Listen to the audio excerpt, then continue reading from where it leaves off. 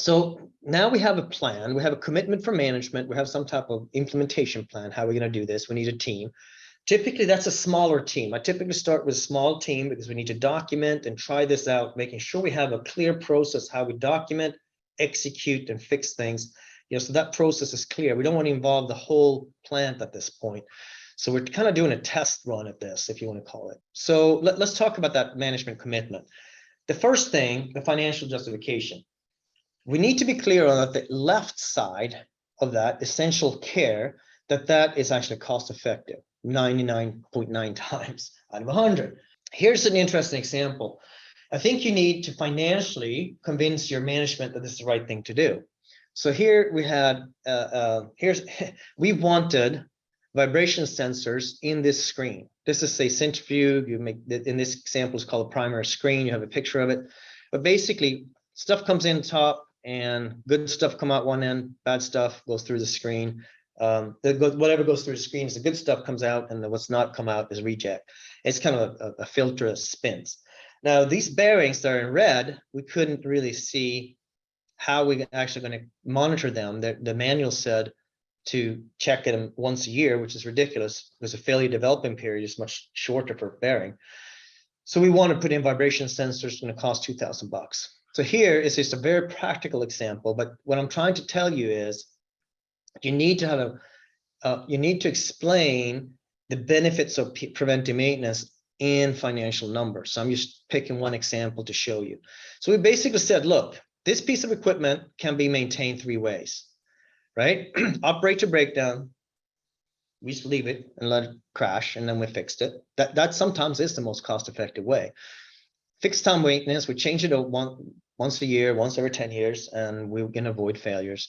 Condition-based maintenance, we look at it, and when we see a change, meaning we install sensors, that's a cost to that. And then when we see something change in those bearings, we can then do something about it, and we can do an initial plan shutdown. So we basically have 3 parts here.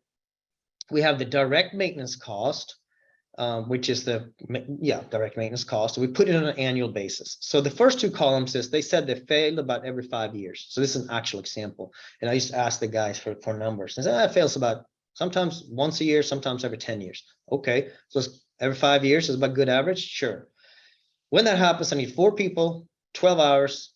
They said they cost $50 an hour. I think it's more than that. It doesn't matter.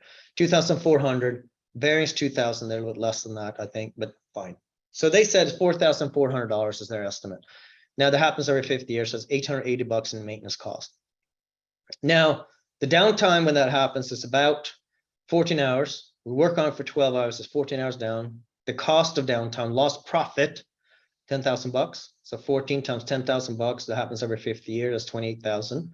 And there's some additional damages I'm not going to explain, but the screens start wobbling and they get torn up. And that's end up about $5,000 a year. So it's $33,800 is how much it costs, estimated operated to breakdown. There's some other parameters here, like I need to have a spare part and so forth, and that costs money. So you can make, this is a simplification, but it's close enough to get at least a rough estimate. Fixed time maintenance, I said, let's just change it out once a year to make sure we don't have any failures of those bearings. Maintenance people said, that's crazy, that's too much money. But let's look at what it costs. Yes, maintenance cost is much higher because I do it once a year now. 4 guys, 8 hours. I plan and schedule, so it's going to be faster. $50 an hour, $1,600. They said bearings were 2,000. Probably wrong, but we use the same number. So $3,600 a year.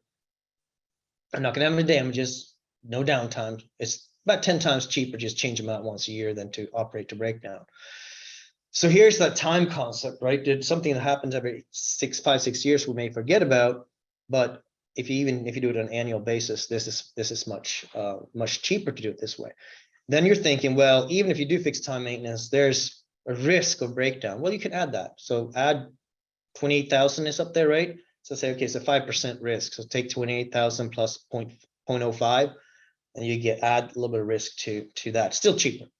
Condition-based, we assume it's going to fail every 5 years. It's still going to fail every 5 years. Condition-based maintenance doesn't do anything more than give you information. So we have now 4 people, 8 hours, because what we know about it is we can plan and schedule it for a shutdown, $50 an hour, bearings are 2,000, so $720 a year.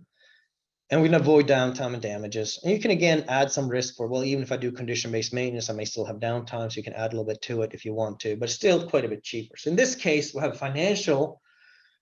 this is financially cheaper to actually do condition-based maintenance. So now should we install those sensors for $2,000, right? Cost of inspecting, you're thinking, yes, that's 10 minutes. I'm going to do it every other week. So it's 24, it's 2 hours, it's $100 a year. And then so that's 820. And then in cost of installing transducers were about 2,000. The payoff is about 7 months. Seems like a pretty good deal to me. My point here is but looking at condition-based maintenance versus fixed time or operate to breakdown, those are the three choices you have for any piece of equipment. All your equipment is running one of these three at this point in your plant. So there's a cost of doing nothing. If everything is running operate to breakdown, there's probably a high cost to that, but it may be hidden because that's what we're used to.